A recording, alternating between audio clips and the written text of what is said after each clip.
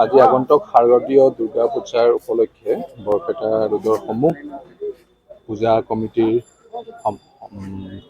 সম্পাদক আছে আৰু সভাপতি আছে, তেওঁলোকৰ লগত এখন বৰপেটা ৰোড আৰক্ষীৰ পৰা এখন সভা আয়োজন কৰা হৈছিল। এই সভাত আমাৰ বৰনগৰ চাৰ্কুলৰ বিষয়াও উপস্থিত আছিল। তো ইয়াত আমি যিখিনি পূজা উপলক্ষে যিখিনি হেডলাইন থাকে বা বিভিন্ন SOP থাকে, সেইখিনিৰ বিষয়ে পূজা কমিটিসকলক অৱগত কৰালোঁ। লগতে তেওঁলোকৰ লগত পৰা দিহা পৰামৰ্শ ল'লোঁ আৰু আগন্তুক দুৰ্গা পূজাখন সুচাৰুৰূপে চলাই ল'বৰ কাৰণে যিখিনি কৰণীয় থাকে সেইখিনিৰ বিষয়ে কিছু আলোচনা কৰা হ'ল।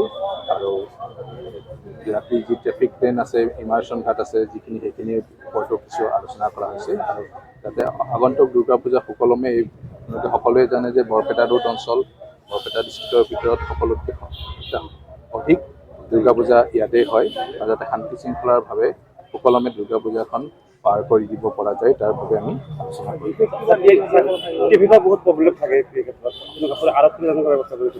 হয়, প্ৰত্যেক দুৰ্গা পূজাতে বৰপেটা ৰোড এৰিয়াৰ কাৰণে, টাউন বিশেষকৈ পাৰ্টিকুলাৰলি টাউন এৰিয়াৰ কাৰণে, মিউনিচিপালিটি এৰিয়াৰ কাৰণে এটা ট্ৰেফিকৰ এটা প্লেন এটা কৰা হয় এক্সট্ৰাকৈ।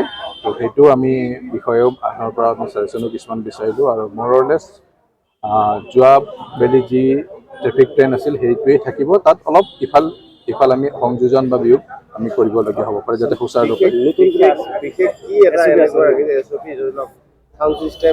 এইখিনি যি সুপ্ৰিম কোৰ্টৰ গাইডলাইন আছে বা পলিউশ্যন কণ্ট্ৰলৰ যিখিনি গাইডলাইন থাকে সেইখিনিয়ে আছে। আৰু ট্ৰেফিকৰ যিটো প্লেন আছে সেইটো আমি ৱৰ্কআউট কৰি আছোঁ। সেইটো পূজাৰ কিছুদিন আগত আমি সেইটো আপোনালোকৰ জৰিয়তে ৰাইজক অৱগত কৰি আছোঁ। সকলো পূজা কমিটিৰ যি কমিটিৰ সদস্যসকল, সম্পাদকসকল তেওঁলোকৰ নিশ্চয় আছিল, আৰু ইয়াৰ পিছতো তেওঁলোকৰ লগত জিলা প্ৰশাসনৰ পৰা এখন মিটিং হ'ব।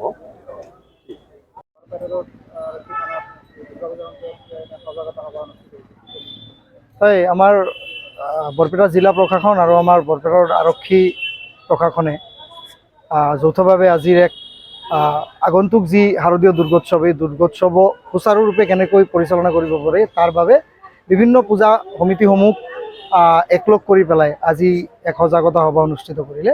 আমি থানা নাগৰিক সমিতিৰ সদস্য হিচাপে আৰু পূজা সমিতিৰ বিষয়ববীয়া হিচাপে আজিৰ এই সভাত উপস্থিত থাকিব পাৰিছোঁ।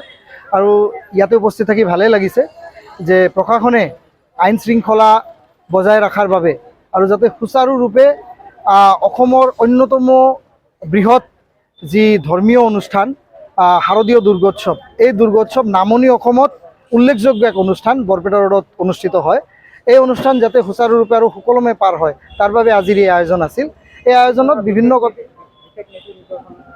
বিশেষ নীতি নিৰ্দেশনাৰ মাজত আমাৰ যিহেতুকে এক ব্যস্ত বাণিজ্যিক চহৰ, আৰু এই চহৰত দূৰ দূৰণিৰ পৰা বিভিন্ন দাঁতিকাষৰীয়া অঞ্চলৰ পৰা দৰ্শনাৰ্থীসকল পূজা উপভোগ কৰিবলৈ আহে আৰু মাৰ শ্ৰীচৰণত সেৱা জনাবলৈ আহে। গতিকে যথেষ্ট ভিৰ হয়।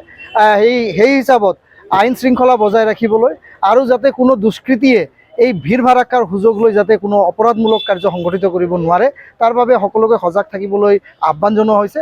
আৰু আমাৰ পূজা সমিতিসমূহ আমিও এই চেগতে আমি সকলোকে আহ্বান জনাইছোঁ যাতে শান্তি শৃংখলা বজাই ৰাখি আৰু মানে উচ্চ স্তৰত মাইক বজাই পেলাই, DJ বজাই পেলাই এক উশৃংখল পৰিৱেশৰ সৃষ্টি নকৰি আৰু পূজাৰ যি বিধি নিয়মসমূহ আছে সেই পূজাৰ বিধি নিয়মসমূহ মানে মানি চলি পেলাই বাহ্যিকতা আৰু চাক চমক পাহৰি গৈ পেলাই অকল বাহ্যিকতা আৰু চাক চমকক গুৰুত্ব নিদি পূজাৰ বিধি বিধানক গুৰুত্ব দি পেলাই মাৰ পূজা যাতে ভালকৈ হয় আৰু যাতে আমি আইন শৃংখলা সকলোৱে আমি যাতে শান্তিপূৰ্ণভাৱে এই অনুষ্ঠানটো পাৰ কৰিব পাৰোঁ তাৰ বাবে সকলোৱে আমি আগভাগ ল'ব লাগে।